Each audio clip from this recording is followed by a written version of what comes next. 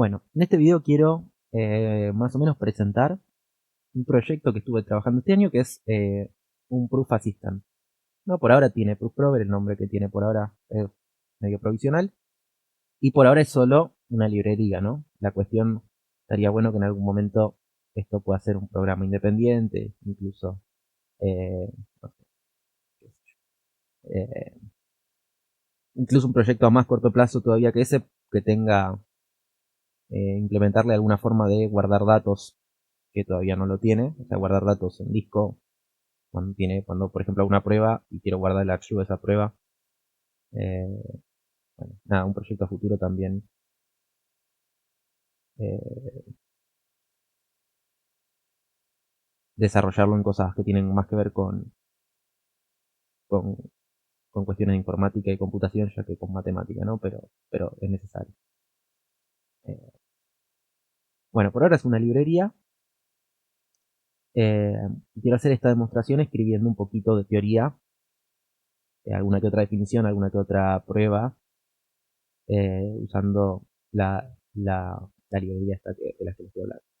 Entonces ahora estamos en una carpeta que se llama Core, porque básicamente tiene las cosas fundamentales, que son las estructuras que codifican que es una fórmula, que es una fórmula, que es una definición, que es un axioma y que es una demostración. Eh, Cuestiones de cómo manejar variables y cómo hacer reemplazos de variables y qué sé yo. Lo único que no sé si quiero mencionar algo acá, porque nada, hay un montón de cosas y si me pongo a hablar de todo nunca voy a terminar haciendo código, que es lo que quiero hacer en este videito. Nada, el comentario es que los tipos de fórmula a priori son solo 6, ¿no? Negación, implicación para todo, un predicado, que un predicado es simplemente poner algún símbolo primitivo, ¿no? Por ejemplo, a ver, ¿a qué me refiero que una fórmula sea un predicado? Ay, la idea es pasar de text, ¿cómo es? La idea es pasar del código al, a la planilla para hacer dibujitos y explicaciones, pero estaba trabando un poco. Oh, acá está. ¿Eh? Bueno, está retrabado. Nada, un predicado, por ejemplo, el predicado P, que es un predicado que va a ser la P de pertenece. Ah, Dios, no, muy mal. ¿No? Que es un predicado binario que tiene variedad 2, tiene x1, x2. Y cuando uno escribe esto, bueno, vamos a leerlo como que el programa en realidad yo quiero que me muestre acá, x1 pertenece a x2. Entonces, un predicado es una fórmula que tiene un símbolo primitivo, que a priori no tiene ningún significado más que le pongamos con los axiomas, y las variables, ¿no? Tiene su símbolo primitivo y las variables, ¿no? Entonces eso es un predicado, es como una fórmula primitiva, por decirlo de alguna forma. Bueno, y una igualación, que es simplemente decir que dos variables son iguales. Y todo lo demás que se quiera construir, porque en el programa en algún momento yo necesito tener una disfunción, o sea, necesito, para que sea práctico todo esto, que en algún momento el programa pueda entender y dibujarme y mostrarme este símbolo para hablarme de is lógicos, ¿no? Del ilógico, o este para lo lógico, cualquier símbolo, cualquier cosa que yo quiera resumir. O también necesitamos que nos hablen a un momento de existencia, todas cosas que no están, ¿no? En la definición de tipos básicos. Pero bueno, hay una estructura que está acá, que es la definición, que es una fórmula. A ver si yo tengo... Eh, bueno, la estructura para qué es una fórmula está más abajo.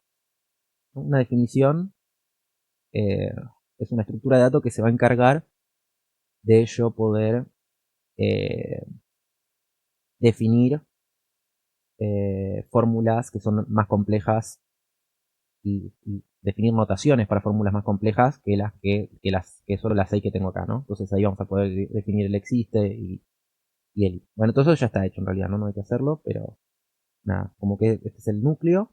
Eso con respecto a las fórmulas. Después con respecto a las pruebas, eh, la única forma, a ver dónde tengo el tipo de prueba, si hablo un poco de eso. Vamos a buscarlo.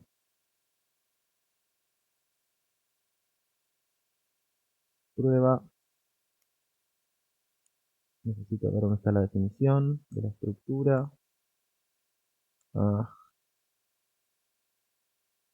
struct, prueba, struct, acá está. Bien, bueno. Una prueba o bien va a ser un axioma, o bien, a ver, ¿cuáles son los tipos de inferencia acá? Tengo aquí. Bueno, tipo de inferencia. ¿Qué tipo de inferencia de válidos tenemos? Bueno, el modus ponens y el cuantificar. Eh, Solo tenemos eso. O también tenemos que una prueba vale porque es un axioma directamente y tengo que decir a cuál axioma me estoy refiriendo. Entonces, tipo de inferencia son modus ponens, cuantificaciones, o sea, si yo tengo para todo x vale cierta propiedad, entonces yo puedo decir que vale esa propiedad sustituyendo el x por cualquier otra variable. Y, y el axioma, una prueba vale porque es uno de los axiomas, ¿no? Entonces solo tenemos estos tres tipos de prueba. Y ahora sí podemos ir a lo que es una prueba. Y una prueba es, bueno, el árbol, ¿no? De las pruebas. Yo tengo el enunciado que estoy probando. Eh, Puedo tener hasta dos pruebas que yo uso auxiliares, auxiliares no, pero de las que yo uso que ya están probadas para probar este enunciado. El tipo de inferencia que estoy usando, que es el modus ponens o el reemplazo. Y en el caso de ser un axioma, bueno, también si llega a ser una prueba porque es un axioma, tengo que mostrar, ¿no? Señalar, o sea, por eso esto es un axioma, un puntero a un axioma, al axioma que estoy usando. Bueno, nada, igual no tiene sentido meterse en detalle con esto porque la idea para usar el proof prover no es ir creando las pruebas paso a paso, eh,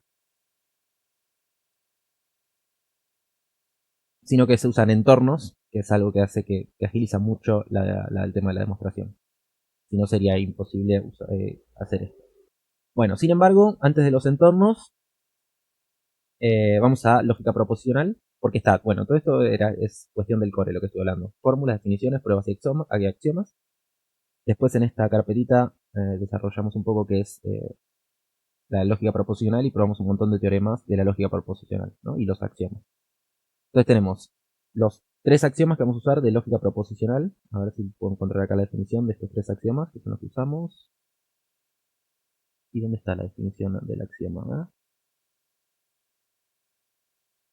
Acá está. Bueno, axioma 1 está acá.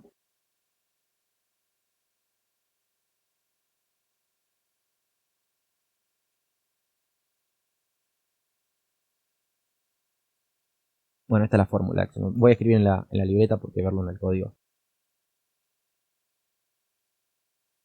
Nada, los tres axiomas que usa el que tiene cargado esto para lógica proposicional son que si yo tengo alfa, entonces vale que beta implica alfa, ¿no? Si alfa y beta son fórmulas. Eh, y después el otro es que si alfa, creo que era si alfa implica gamma, no, que si alfa implica que gamma implica beta, entonces, y esto creo que al revés igual. El hecho de que alfa implique gamma implica que alfa implica beta, creo que era así, el axioma que se usaban para lógica proposicional era así.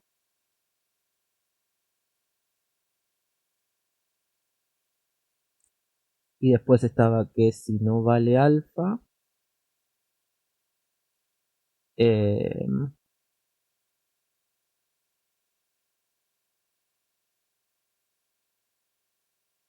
si no alfa implica no beta, y si también tenemos que no alfa implica beta,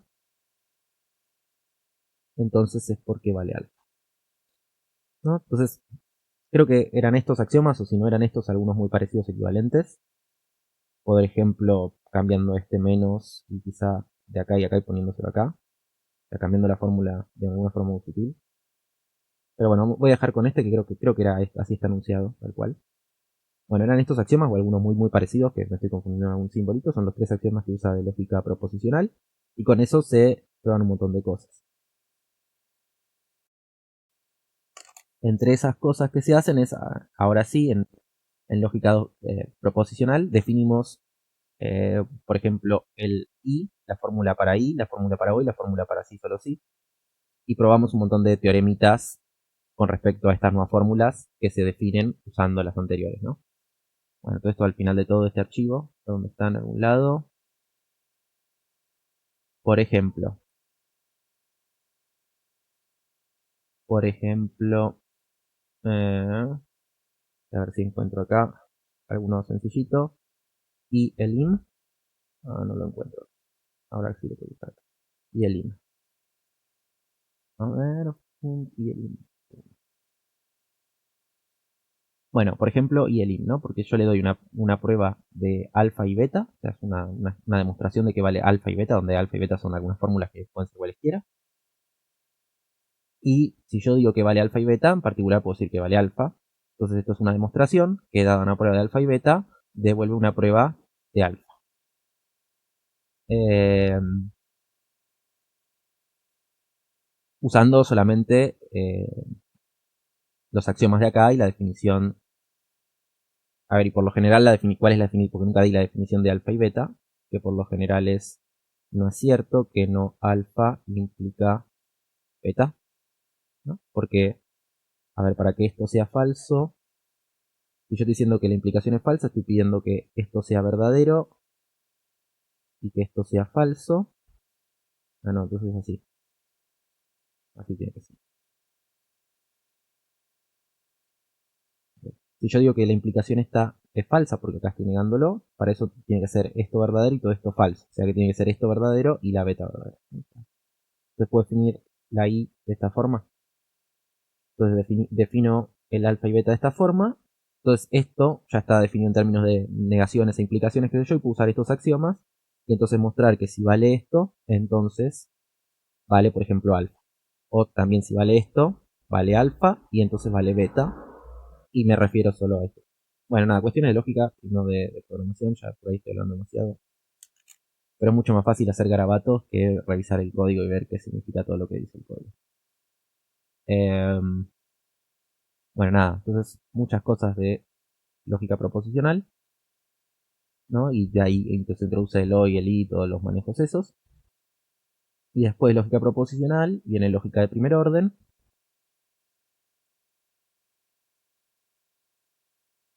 Un montón de cosas. Obviamente que estoy pasando un montón de detalles técnicos por encima, obviamente, porque quiero llegar a hacer otra cosa.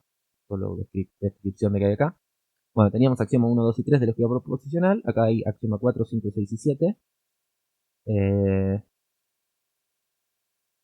de lógica de primer orden. Voy a hacer algunos garabatos para estar todos de acuerdo de cuáles son los axiomas de lógica de primer orden. A ver, yo tengo para todo x1 y un alfa. Entonces, si yo tengo esto, eh, estoy pensando que no quiero hacer macana con lo que voy a decir.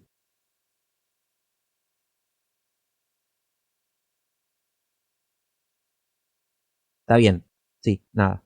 Yo puedo sustituir x1 por cualquier otra variable xm en alfa. Bueno, siempre siguiendo las reglas técnicas de que en alfa yo pueda sustituir x1 por xm. Son cosas de lógica, ¿no? Pero eh, sin tecnicismo, si yo tengo para todo x1 alfa, bueno, yo puedo cambiar el x1 por cualquier variable. Siempre donde siempre aparece x1 lo puedo cambiar por cualquier variable. Y va a valer la afirmación de alfa haciendo ese cambio de x1 por cualquier otra variable. Acá quiero rectificar algo que creo que dije mal. Es que cuanto antes está hablando de que las formas para generar pruebas válidas eran modus ponem y cuantificación. Acá en cuantificación lo que me refería es que si yo tengo una fórmula alfa, entonces yo puedo decir que tengo la fórmula para todo x y alfa. A eso me refería con cuantificación en la forma de deducir.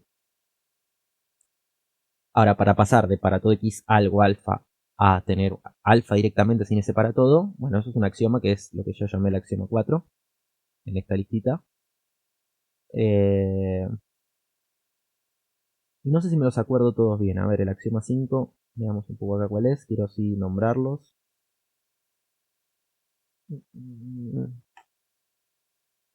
El axioma 5.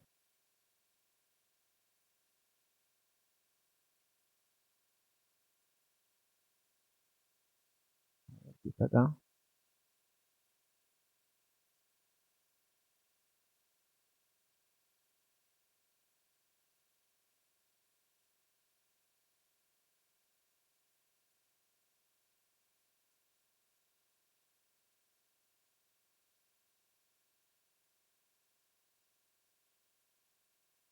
No me acuerdo cuál es el axioma 5.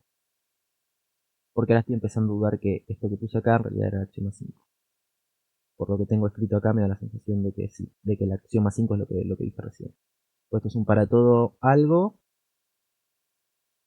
Sí, el axioma 5 es lo que dije recién, entonces ¿cuál es el axioma 4? Esto lo hice hace mucho tiempo y por eso eh, acá está. Este es el 4. ¿Qué me dice el 4? Ok, acá está, ¿no? El axioma 4 tiene que ver con esto. Ok, el axioma 4 me dice que si yo tengo que para todo x algo, alfa implica beta, entonces todo esto implica que alfa implica para todo x y beta, bueno, con la condición técnica de que x y no esté libre.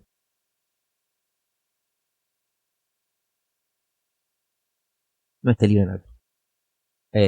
Para decirlo en palabras, lo que está escrito acá es, lo podemos pensar como que x y es una variable que no esté en alfa. Entonces pensemos por qué vale esto. Me estoy volviendo a cosas de matemática cuando debería hablar del proof prover. Pero bueno, si x y no está en alfa, yo tengo que cierta propiedad de alfa implica que valga beta. Pero esta cosa ocurre o no ocurre independientemente de x y, ¿no? Porque estamos diciendo que no está en alfa. Bueno, entonces lo que tenemos que es que si vale alfa, entonces lo que va a valer es que para todo x y beta. Eh, porque si vale alfa, entonces dado cualquier x y que yo quiera, esto va a valer. O sea, este alfa acá adentro va a valer también porque alfa no depende de x y, entonces va a valer beta. Entonces lo que tenemos es que para todo x y beta. O sea, simplemente porque alfa no habla de x y, entonces esto acá es claramente trivial si lo pensamos así rápido. Bueno, esos son el axioma 4 y el axioma 5. Voy a buscar axioma 6, ¿cuál era? Ahí me estoy yendo un poco de axioma 6. Ah, ¿dónde está? Acá está, axioma 6.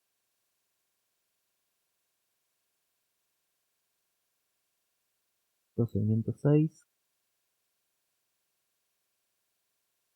Forma base 6, acá está. A ver.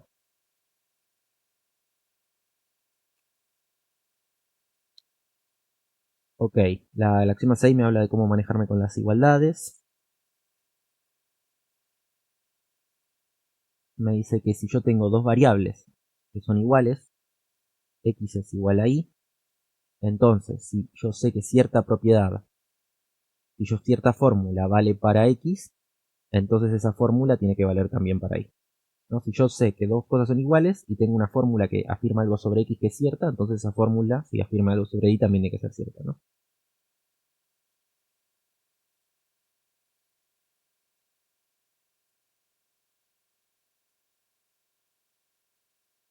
Bueno,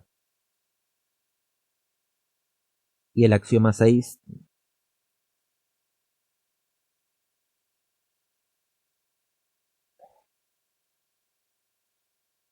¿ese era el axioma 5 o el axioma 6? ¿No? Es el axioma 6 y nos falta solo el axioma 7. ¿Y qué dice el axioma 7?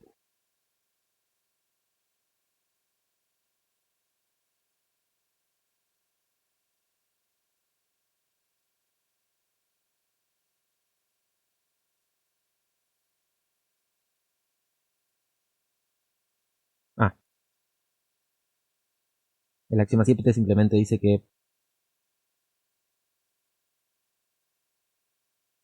para todo x, x es igual a x, ¿no? Siempre cualquier cosa es idénticamente definida.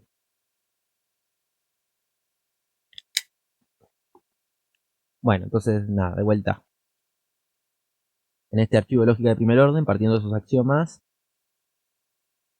se hacen un montón de cosas. Por ejemplo, se define qué significa que exista algo a partir de el para todo, que es lo único que tenemos.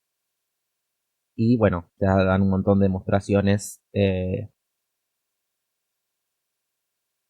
de vuelta no importa mucho, no me quiero dedicar a mucho con esto, porque al final no vamos a terminar haciendo demostraciones paso a paso como se están haciendo acá, sino que después, que es lo que me falta realizar ahora, que es esta partecita del entorno, lo que se termina haciendo es todas estas demostraciones, tanto las demostraciones que hay en la carpeta de lógica proposicional, como las demostraciones que hay en la carpeta de lógica de primer orden, la idea es que el usuario nunca tenga que hacer algo parecido a esto, porque todas estas demostraciones las usa esta carpetita que es entornos, y el usuario lo que usa es entornos. Entonces nunca tiene que aprender a hacer todas estas cosas así muy de piedrita sobre piedrita, porque después todo lo que se usa son en entornos.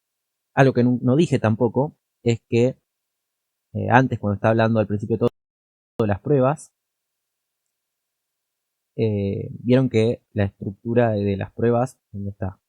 Que es una prueba, a ver si struct, prueba struct. Estas estructuras son estructuras que tienen una estructura inductiva, que es muy sencillita y es muy fácil chequear que las pruebas son correctas. De hecho, cada vez que uno hace un pasito, cuando usa el modus ponens alguna vez, o cuando usa una cuantificación, o cuando usa estos tipos de inferencia de pruebas, se va chequeando que lo que uno esté haciendo esté bien, ¿no? Lo que quiero decir es que este tipo de datos es muy fácil de chequearlo, ¿no? La función inductiva que hay que hacer para chequear que una prueba es correcta es muy sencilla. Entonces, a partir de eso, toda la complejidad que uno agregue termina recayendo en una verificación sobre este tipo de datos que es muy sencillo, ¿no? Entonces, eso es lo que le da confianza a este programa entero.